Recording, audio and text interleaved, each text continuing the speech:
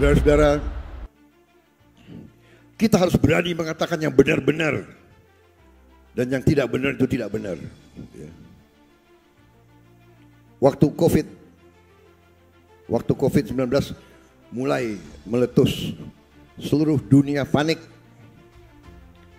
Saya juga saksi, presiden kita ditekan oleh WHO, oleh tetangga-tetangga kita untuk lockdown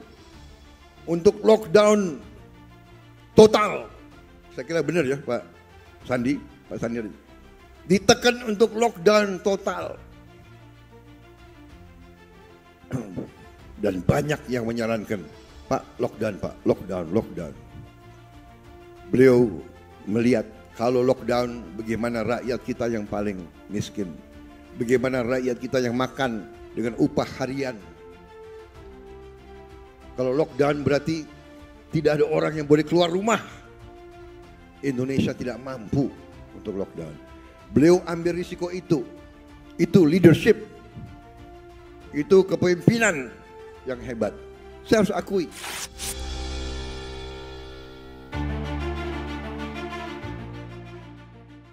Layaknya batu karang yang teguh, meski diterpa ombak besar yang menggulung, namun tetap kuat dan kokoh dan tidak pernah berubah. Itulah karakter Presiden Joko Widodo atau Jokowi yang tetap kuat dan tegar meski terus-menerus mendapatkan tekanan dari berbagai sisi. Hal ini sudah dibuktikan dengan pernyataan mantan lawannya di Pilpres 2019 lalu, yaitu Prabowo Subianto.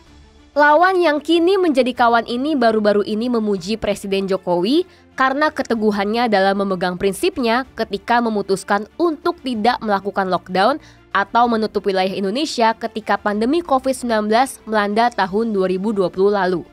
Banyak pihak yang menentang dan mencibir keputusan Presiden karena dianggap bisa membahayakan masyarakat. Namun kala itu Presiden Jokowi punya pandangan lain. Jika mobilisasi tidak terjadi, maka ekonomi akan runtuh.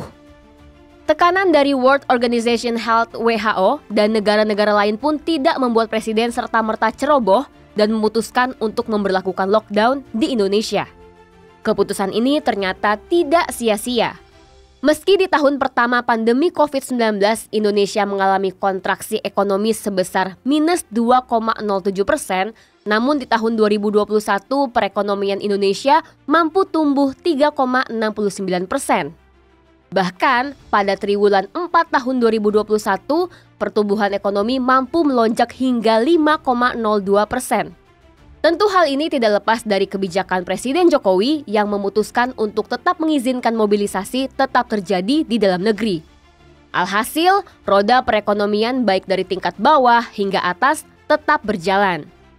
Konsumsi rumah tangga Indonesia pun meningkat dari 9,24 kuadriliun rupiah pada tahun 2020 menjadi 16,97 kuadriliun rupiah di tahun 2021. Kondisi ini membuktikan kalau masyarakat terus bergerak sehingga perekonomian negara tidak berhenti. Makanya nggak heran kalau perekonomian Indonesia di tahun 2022 bisa tumbuh 5,31%. Angka yang tinggi bagi negara yang sudah mengalami pasang surut akibat pandemi COVID-19. Coba bayangkan jika Presiden Jokowi kemarin memutuskan untuk memberlakukan lockdown, bisa-bisa mimpi buruk terjadi jika mengacu pada pernyataan Presiden kala itu yang menilai kalau lockdown diberlakukan bisa menyebabkan perekonomian Indonesia jatuh di angka minus 17%. Sama seperti negara-negara lainnya yang memutuskan untuk melakukan lockdown. Sebut saja Inggris yang ketika pandemi langsung melakukan lockdown. Alhasil terjadi penurunan ekonomi yang signifikan hingga mencapai minus 9,9% pada tahun 2020. Lalu ada juga Amerika Serikat yang akhirnya harus mengalami kontraksi ekonomi yang begitu kuat sehingga menyebabkan perekonomiannya turun minus 5% pada kuartal 1 2020 hingga 32,9% pada kuartal 2 di tahun yang sama. Jadi bukan suatu kebetulan kalau Indonesia saat ini menjadi percontohan bagi negara-negara ASEAN dalam hal penanganan pandemi COVID-19. Hal ini terlihat ketika momentum pertemuan antara Menteri Keuangan dan Gubernur Bank Sentral ASEAN pada 7-8 April 2022 di Washington, Amerika Serikat. Kala itu, Menkeu diundang untuk menjelaskan strategi Indonesia sebagai contoh bagi negara-negara ASEAN pada Showcase Event on Sustainable Finance, Mobilizing Financial Resources for Post-COVID-19 Economy Recovery. Isinya terkait bagaimana kebijakan fiskal ketika pandemi dan fleksibilitas APBN agar bisa responsif terhadap kebutuhan yang menjadi prioritas. Ini merupakan bukti kalau kebijakan yang diambil bukan kaleng-kaleng, alias tidak memiliki perhitungan yang jelas. Ketegasan Presiden Jokowi terhadap tekanan dari asing ternyata berbuah manis. Keteguhan Presiden Jokowi dalam menahan tekanan dari pihak asing kembali terlihat ketika terdapat penolakan terhadap kebijakan penghentian ekspor nikel.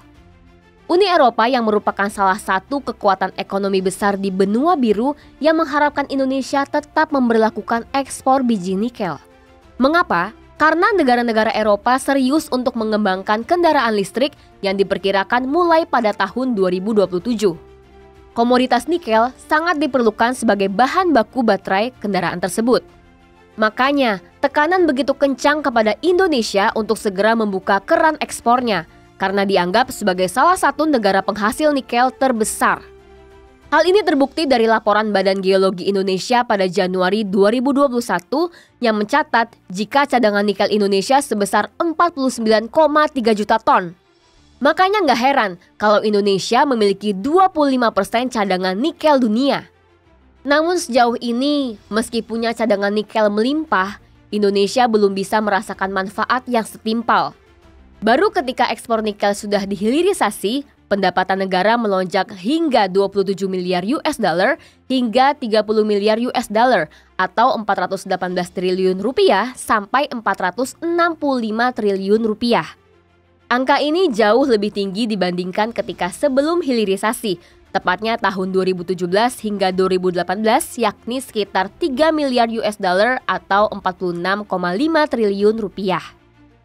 Hal ini pun tidak serta-merta membuat Uni Eropa diam, karena penolakan terus berdatangan hingga adanya gugatan melalui World Trade Organization. Meski kalah, Indonesia tetap berjuang dan mengajukan banding. Luar biasa bukan? Meski kalah, namun pemerintahan Jokowi tidak mundur sejengkal pun. Sudah jelas terlihat ketegasan Presiden Jokowi terhadap negara lain yang coba untuk menekan Indonesia. Namun ironisnya masih ada aja nih oknum haters yang gak suka dan bilang kalau Presiden Jokowi itu gak tegas alias lembek terhadap asing.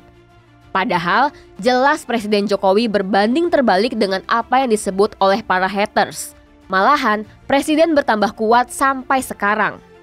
Makanya bak batu karang yang teguh, itulah sosok presiden kita yang kuat dan tidak mudah diombang-ambingkan oleh tekanan siapapun.